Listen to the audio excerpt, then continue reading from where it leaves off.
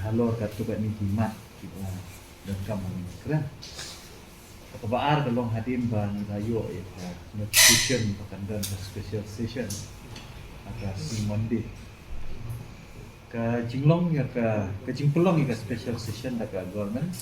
bono kalau mbak hadir bayar ke kam Sherman di mbak penyak mbak Isano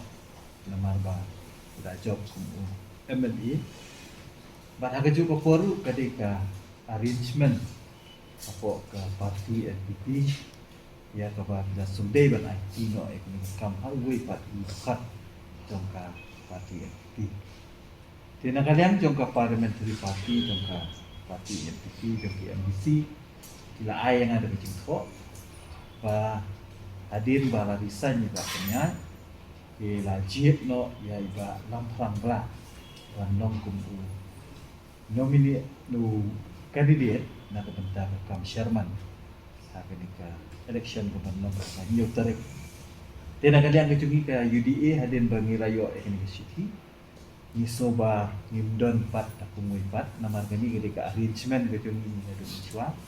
bagi kam Sherman kan ni apa council ambat na kalian cakap MPP de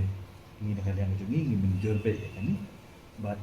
ke UDA mentakasi kalau menjur ya kepenting jeng iba lamprang lah bandong kandidat na kebentar kam Sherman ada election bandong si Monday tadi karai kita ngira Shimlang minta sing atau jengulang jangka parti UDA kebaar nilai keren ru siapkan ke jing slam jangki skim iba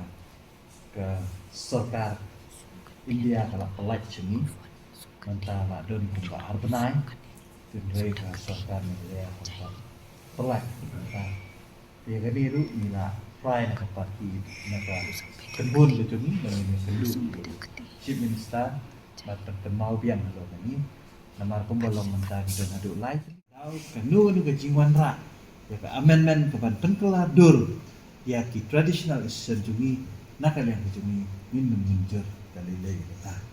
but ya kan itu in sepen snow ke delegation ke mungkin sekendu UCM bah nak yang kejungi kuat kan Indonesia ini laga village council ga bertemu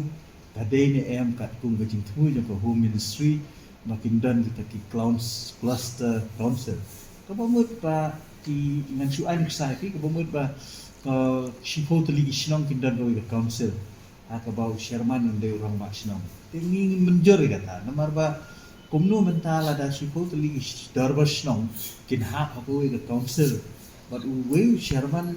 orang macam nong gue kesenang unlong Sherman yang kata council kaban hap yang bisifo kali kesenang kanu mia hap bak mengai pat bak menjur kan ni pat hak juga poru kan sawara no kecing kurmar ya karu konsensa kadar kepada hak ri kejomi kebalong kat community itu